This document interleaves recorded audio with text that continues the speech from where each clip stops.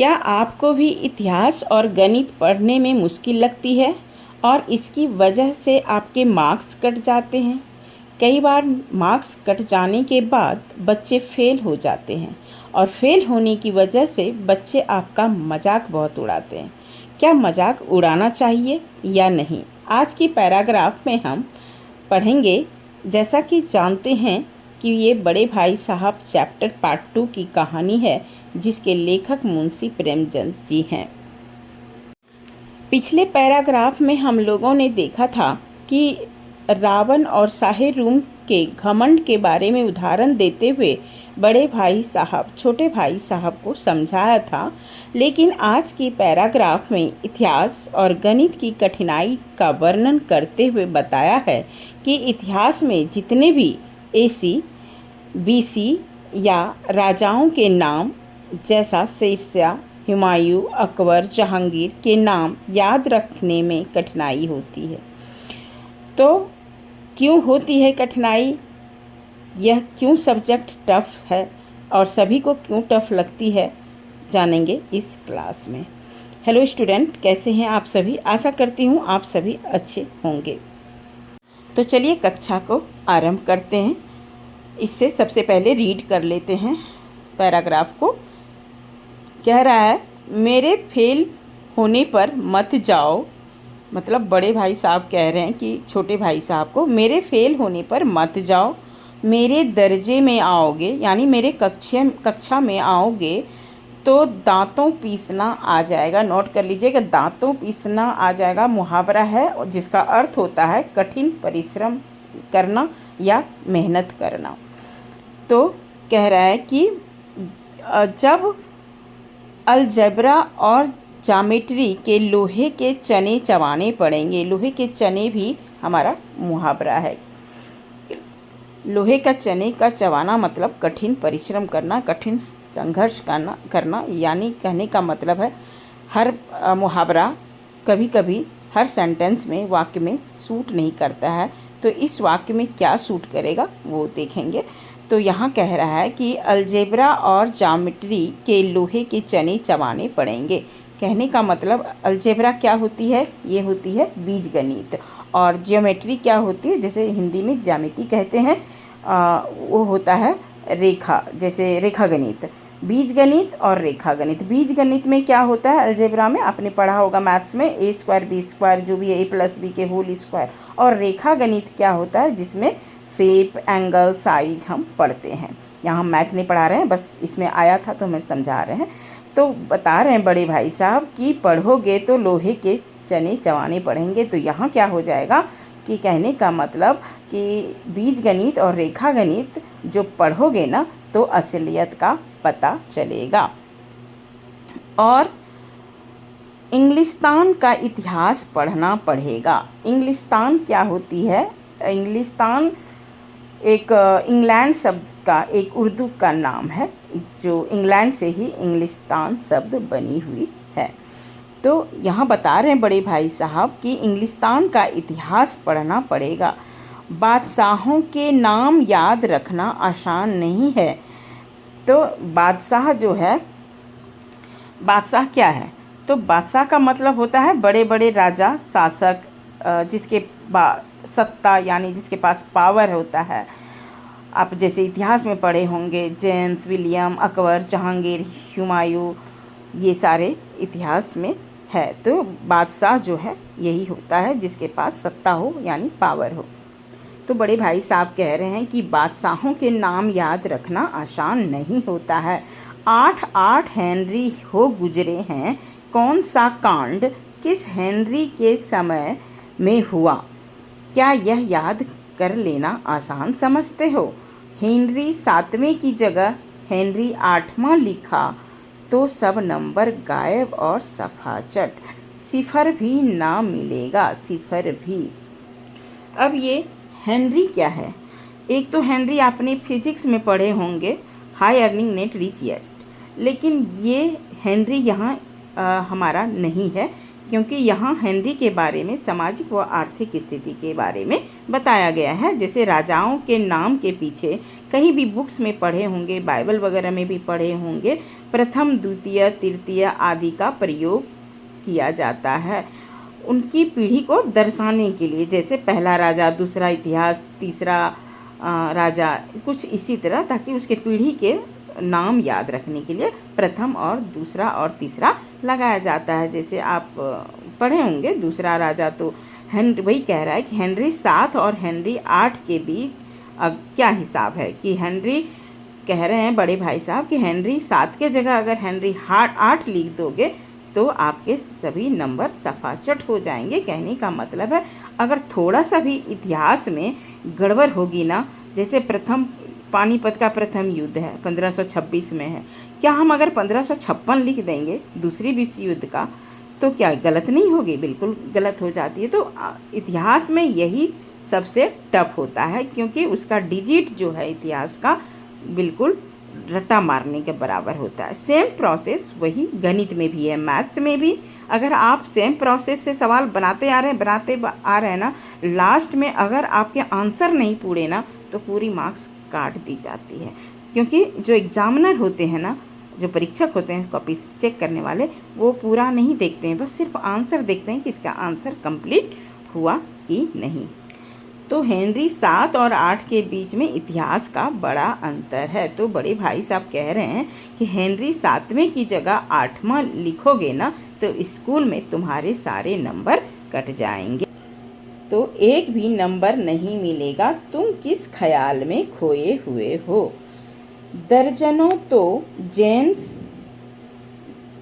हुए हैं, दर्जनों विलियम, कोड़ियों चार्ल्स, दिमाग चक्कर खाने लगता है, आंधी रोग हो जाता है। आंधी रोग मतलब पढ़ते पढ़ते अंधी रोग हो जाता है, अंधी रोग का नाम है। इस अभागों को नाम भी ना जुड़ते थे, एक ही नाम के पीछे दोयम, दोयम मतलब 2, सोयम 3, चाहारूम 4, पंचुम 5 लगाते चले गए। मुझसे पूछते तो 10 लाख नाम बता देता। बड़े भाई साहब क्योंकि वो पढ़ते थे, दिन रात पढ़ते थे, रट्टा मारते थे, तो वो कह रहे हैं कि दोयम, सोयम, चारूम, पंचुम 2, 3, 4, 5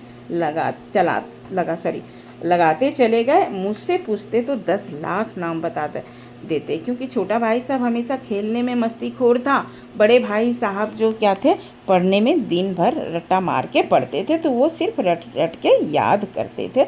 तो वही भी कह रहा है कि दर्जनों ऐसी गलतियां कर रहे हो, यहाँ सब नंबर अगर आपने 7 या 7 के जगह 8 हेनरी लिखा तो नंबर गायब हो जाएगा, सफाचट हो जाएंगे और एक भी सिफर नहीं मिलेगा, ग्रेस नहीं मिलेगा।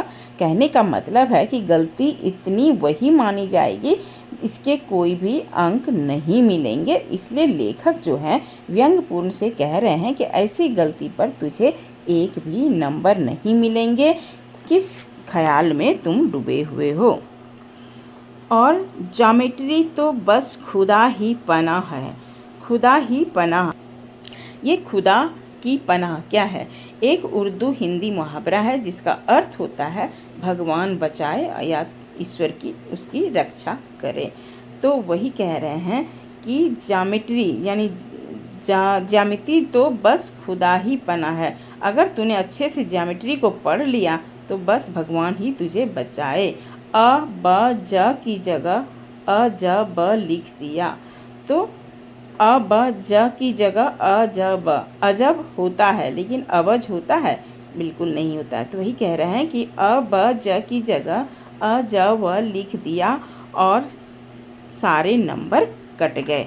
वो बता रहे हैं कि अवज के जगह अजब आपने लिख दिया तो सारे नंबर कट गए। कोई इन निर्दयी मुमतहीनों से नहीं पूछता कि आखिर अ ब ज और अ ज ब में क्या फ़र्क है और व्यर्थ की बातों के लिए क्यों छात्रों का खून करते हो। यहाँ पर निर्दयी का मतलब होता है कि जिसके पास कोई दया नहीं हो। वे कह रहे हैं उसके पास दया नहीं है, तो कोई नहीं पूछता कि अवजह और अजब में क्या फ़र्क है, और व्यर्थ की बातों के लिए क्यों छात्रों का खून करते हो। व्यर्थ की बातें मतलब फालतू की बातें के लिए क्यों छात्रों का खून करना। ये मुहावरा नहीं है छात्रों का खून करना। तो यहाँ कह रहे हैं कि व्यर्थ की बातों करने से यानी बेतुकी की बात करने से कोई फ़ायदा नहीं है। दाल भात रोटी खाई या भात दाल रोटी खाई, इसमें क्या रखा है। बात तो सही है, बहुत अच्छा एग्जाम्पल दिया है कि दाल भात रोटी खाई या भात दाल रोटी खाई, तो बात तो बराबर है। चाहे जैसे भी खाएं, भात खाएं, दाल खाएं, रोटी खाएं, खाएं तो हमने तीनों।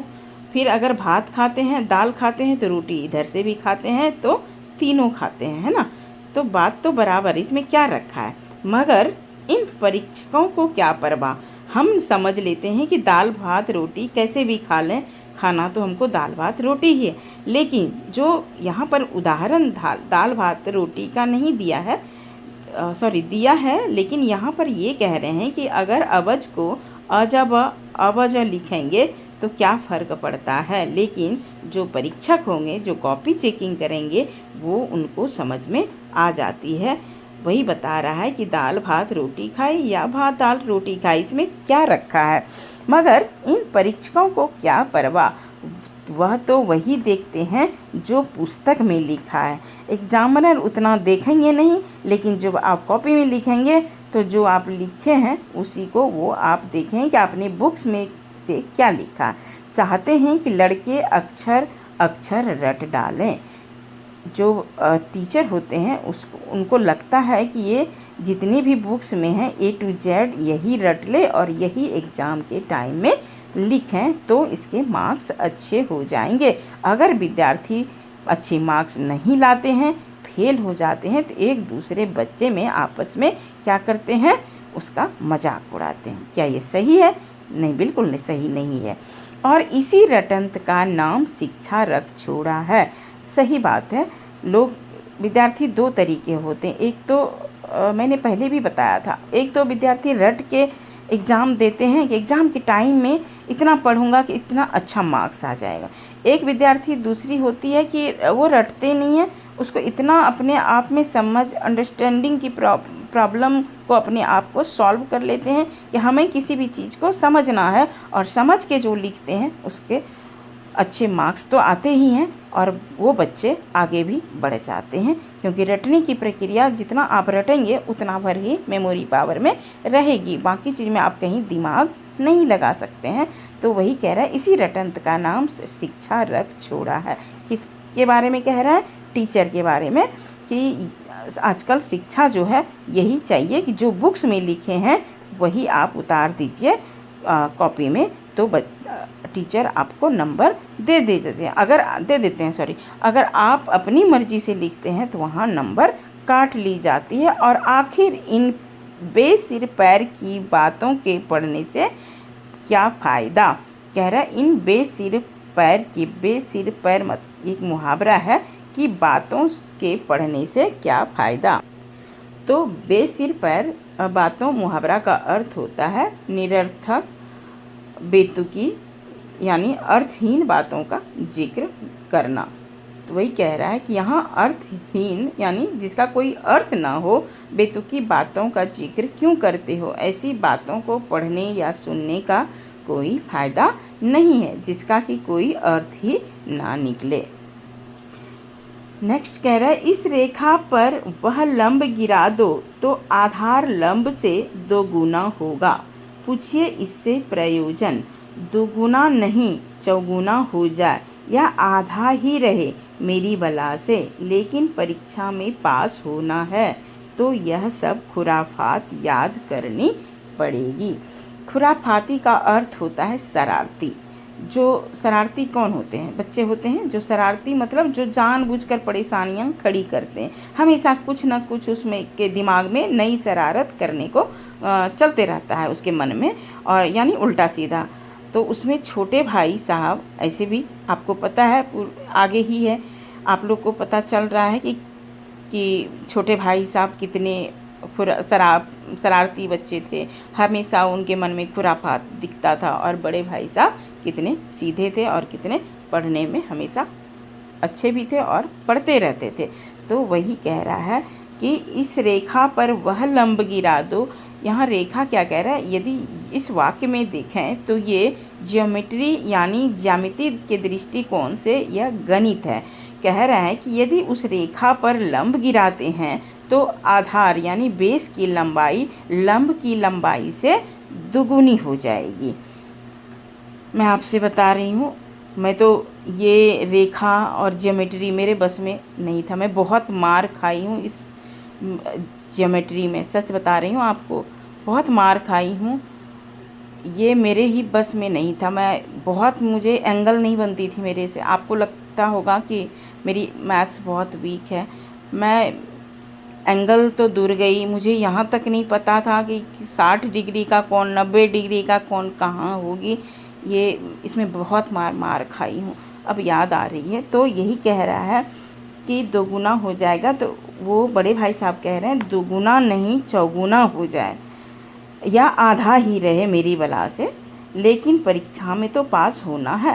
कहने का मतलब ये कह रहा है कि चाहे आप ना पढ़ें किसी भी तरह, ज्योमेट्री का दुगुनी हो जाए चौगुनी हो जाए आधा ही रह जाए मेरी बला से, लेकिन परीक्षा में तो आपको पास होना है। अगर फेल हो गए तो बच्चे आपका मजाक उड़ाने लगते हैं। तो भाई मैं भी बता देती हूँ आपको, मैथ्स में बहुत रट के एग्ज़ाम दी हूँ और मेरे से मैथ बहुत मुश्किल होती थी। तो यह सब खुराफात याद करनी पड़ेगी। तो उनको कहने का मतलब है कि वो जो है छोटे भाई साहब ये खुराफात थे और इसके बारे में उनको बताया जा रहा है कि कम से कम अच्छे मार्क्स तो पास होकर ले आ, नहीं तो बच्चे आपके नंबर कटने पर, फेल होने पर आपको बच्चे चिढ़ाएंगे यानी आपका मजाक उड़ाएंगे। यह कह रहे हैं बड़े भाई साहब छोटे भाई साहब से। ये पैराग्राफ बहुत टफ है थोड़ा, इसलिए बहुत तोड़ तोड़ के हमने आपको समझाया है। क्लियर है, सभी को समझ में आ गई। चलिए इस पैराग्राफ को और अच्छे से समझने के लिए हम थोड़ा संक्षेप में समझा देते हैं ताकि और अच्छे से आपको स्पष्ट हो जाएगी। लेखक कहते हैं कि परीक्षा में फेल होने वाले विद्यार्थी का मजाक नहीं उड़ाना चाहिए। गणित यानी बीजगणित और ज्यामिति, जिसे अलजेब्रा और ज्योमेट्री कहते हैं, के कठिन प्रश्न अंग्रेजी इतिहास के राजाओं के नाम का क्रम से याद रखना बहुत मुश्किल होती है, वाकई मुश्किल होती है। तो यहाँ बड़े भाई साहब यह कह रहे हैं कि इतिहास और गणित ऐसे सब्जेक्ट हैं, मैं तो कह रही हूँ फिजिक्स भी है, ऐसे सब्जेक्ट हैं कि जो बहुत सबके लिए मुश्किल है। यदि हेनरी 7वीं की जगह अगर तूने हेनरी 8वीं लिख दिया तो तेरे पूरे नंबर पूरे अंक काट सकते हैं यानी कट जाएगा। इतिहास में एक ही नाम के कई राजा होते हैं जैसे जेम्स, विलियम और हेनरी, इसलिए विद्यार्थियों का दिमाग जो है पूरा भ्रमित हो जाते हैं यानी घूम जाता है कि एक ही राजा के एक ही जैसे। आप देखेंगे हिस्ट्री में पढ़ते होंगे ना, तो वही जहांगीर, अकबर, हुमायूं पढ़ते पढ़ते मन थक जाएगा, लेकिन रट्टा मार मार के ही पढ़ना पड़ता है क्योंकि इतने आफ्टर क्राइस्ट बिफोर क्राइस्ट हैं, इतने उसके ईस्वी याद करते करते मैं तो थक जाती थी। लेकिन एक बात है, ये रटना ही पड़ता है। इतिहास आपको समझने लायक सब्जेक्ट है ही नहीं। और आगे की क्लास की बात करें तो बहुत थॉट होते हैं। जैसे जैसे आपकी क्लास ऊपर जाएगी, जैसे सपोज पोस्ट ग्रेजुएट आप करेंगे तो उसमें आपको सारे थॉट पढ़ने पड़ेंगे, जैसे चार्ल्स मार्क्सवादी, महात्मा गांधी, हर्बर्ट स्पेंसर, सिर्फ आपको थॉट पढ़ने पड़ेंगे और उसमें कहीं पॉइंट नहीं है। कंटिन्यू आपको बिल्कुल इस तरह पढ़नी होगी और आपको याद करके लिखनी पड़ेगी। तो बहुत टफ है, आसान नहीं है सबका। जन्म और मरण, कब क्या किया था, कब क्या उसके साथ क्या हुआ था, कब इसकी मृत्यु हुई, बहुत टफ है। तो इसीलिए बड़े भाई साहब कहते हैं इतिहास और गणित ऐसे सब्जेक्ट हैं जिसमें इतिहास के एक ही नाम के कई राजा होते हैं जैसे जेम्स, विलियम, हेनरी, इसलिए विद्यार्थियों का दिमाग जो है भ्रमित हो जाता है। लेखक हास्य के माध्यम से बताया है कि पढ़ाई और परीक्षा का दबाव जो है बहुत कठिन होता है, इसलिए सही तरीके से पढ़ो ताकि आपके अच्छे नंबर आ जाएं। पढ़ना और रटना बहुत अंतर है। क्या फ़र्क है बीजगणित और रेखागणित में, उसे समझो। और अगर आपने नहीं पढ़ा तो आपके नंबर जो हैं कट जाएंगे, और अगर नंबर नहीं आएंगे तो आपके बच्चे मजाक उड़ाएंगे। लेकिन फेल होने वाले का कभी मजाक नहीं उड़ाना चाहिए। पढ़ाई में कई विषय ऐसे हैं कि कठिन लग सकते हैं, लेकिन हम मेहनत और अभ्यास से उस कठिनाइयों को दूर कर सकते हैं। तो अगर कैसे करेंगे, जब हम गणित, विज्ञान, इतिहास होता है तो हम उसको पार्ट वाइज थोड़ा थोड़ा करके इसको बारे में लिखेंगे और अलग अलग सब्जेक्ट पर ध्यान देंगे और तरीके से पढ़ेंगे तो हमारी कठिनाई सॉल्व हो जाएगी। माना कि यह सब्जेक्ट जो है बहुत टफ होती है, लेकिन क्रम क्रम से अगर पढ़ेंगे तो सारे मुश्किल आसान लगने लगेंगे। तो इस कहानी से हमें यह सीख मिलती है कि पढ़ाई में आने वाली कठिनाई को समझना चाहिए और किसी की असफलता का मजाक हमें नहीं उड़ानी चाहिए। और कल कभी भी आपके साथ कुछ हो सकता है। कई बार बच्चे जिसका मजाक उड़ाते हैं वो ऊपर हो जाते, आगे बढ़ जाते हैं, और जो पढ़ने में तेज़ होते हैं वो हमेशा पीछे हो जाते हैं। इसलिए हमें किसी एक दूसरे का मजाक नहीं उड़ना चाहिए, यानी उड़ाना चाहिए। तो लेखक ने यहाँ फेल होने वाले विद्यार्थियों के प्रति बहुत भावना व्यक्त किए हैं। आई होप कि आपको समझ में आ गई। तो चलिए आज के लिए इतना ही, मिलते हैं आप सभी से नेक्स्ट क्लास में। तब तक के लिए take care and bye bye.